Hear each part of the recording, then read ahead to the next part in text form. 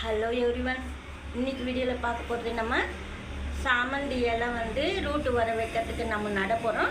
ஏற்கனவே leaf plan பண்ணியிருக்கேன், root வந்துருச்சு. அந்த லீஃப் கூட நீங்கள் பார்க்கலாம் வீடியோவில். இந்த பாட்டில் ஏற்கனவே கிரிசாந்திமம் பிளான்ட் லீஃப் நான் ரூட்டோடு தான் நட்டிருக்கிறேன், வீடியோ கூட பண்ணியிருக்கேன். ஆனால் இது எலி தோண்டி போட்டுடுச்சு, கீழே விழுந்துடுச்சு. நான் திருப்பி நட்டு வச்சுட்டேன். அதனால் லேசாக இலை காஞ்சிருக்கு பாருங்கள். அதிர்ச்சி ஆகக்கூடாது, நம்ம கரெக்டாக வச்சுக்கினா நல்லா தான் இருக்கும். ஏற்கனவே நிறைய இலை வச்சு வீடியோ பண்ணியிருக்கேன். நல்லா வளர்த்து பூக்கள் கூட பூக்க வச்சுருக்கேன் பாருங்கள். இந்த லீஃப் ரூட்டு கூட நான் எடுத்து காமிக்கிறேன் பாருங்கள். இது ஏற்கனவே நான் ஒரு வாட்டி எடுத்திருக்கேன் வெளியே. நம்ம சும்மா அதிர்ச்சி பண்ணக்கூடாது. இப்போது ஏற்கனவே எலியெல்லாம் தோண்டி போட்டுச்சு. நான் திருப்பி நட்டு வச்சுட்டு திருப்பி இறங்கி வந்தது நல்லா வேர்லாம்.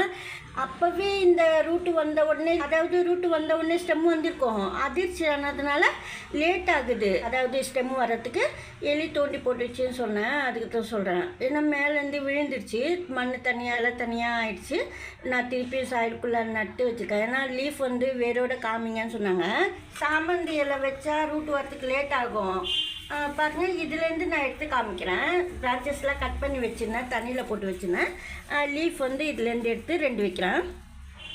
எப்போவுமே நடுறதுக்கு முன்னாடி லீஃப் தேங்காய் தண்ணிலையோ இல்லை ப்ளெயின் வாட்டர் சில்னஸ் தண்ணிலையோ நீங்கள் ஐஸ் வாட்டரில் போட்டு கொஞ்ச நேரம் வச்சுட்டு அதுக்கப்புறமா அந்த லீஃப் எடுத்து நடணும். இப்போ பாருங்கள், இந்த பக்கம் இலை 2 இலை நான் எடுத்துக்கிறேன்.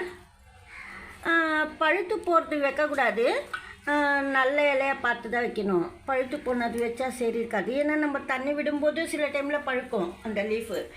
பழுத்துடுச்சுன்னு சொல்லிட்டு நீங்கள் எடுக்க தேவையில்ல, அது அப்படியே ரூட் பிடிக்கும். இந்த கவரில் தான் நான் நட போகிறேன். மண் கொட்டி வச்சுருக்கிறேன் பாருங்கள். மணல் கலந்த மண், பழைய மண் தான் நான் போட்டு வச்சுருக்கிறேன். கவரில் ஃபஸ்ட்டே நம்ம தண்ணி ஊற்றணும். அதாவது நடுறதுக்கு முன்னாடி கவரில் போட்டுட்டு மண் மணல் 2 ஈக்குவலாக கூட எடுத்துக்கலாம் நீங்கள்.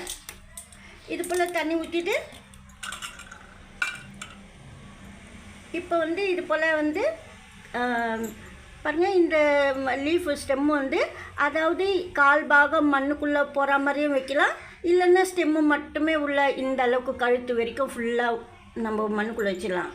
ஏன்னா தெரியாதவங்களுக்கு நான் சொல்கிறேன் இது எது போல் நடணும்னு சொல்லிட்டு. சாமந்தி இலை எது போல் நடணும்னு சொல்லிட்டு சாமந்தி இலை சொன்னேன்.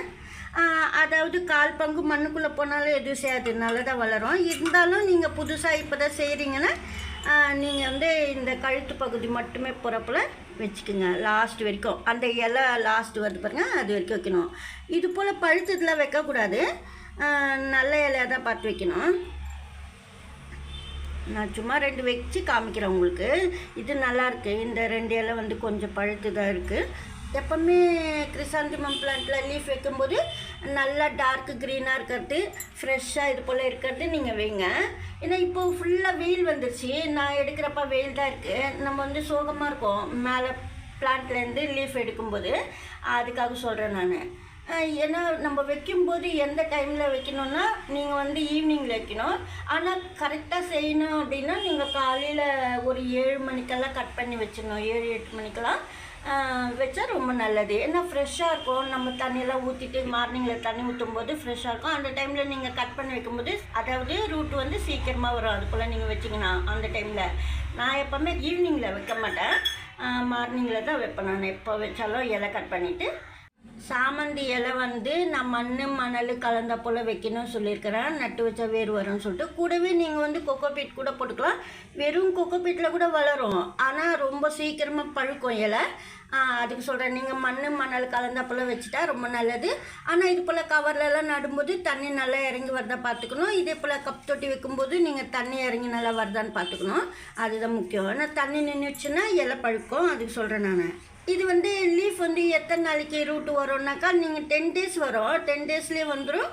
இருந்தாலும் ஒரு 15 days கழிச்சு தான் நம்ம நல்லா பார்க்கலாம். லீஃப் வச்ச ஒன்று ஸ்டெம்மு வரலைன்னா ரூட் வரத்துக்கே ஒரு சில டைமில் 1 month ஆகும், சில டைமில் 15 days ஆகும். எப்படின்னாலும் அந்த இலை பொறுத்து, மண் பொறுத்து, கிளைமேட் பொறுத்து. ஆனால் அதாவது ஸ்டெம் வரத்துக்கு இன்னும் லேட் ஆகும். ஆனால் கொஞ்சம் பொறுமையாக செய்யணும். இது சில டைமில் சீக்கிரம் கூட வரலாம். இந்த வீடியோவில் தான் பிடிச்சிருந்தா லைக் பண்ணுங்கள். நன்றி, தேங்க்யூ.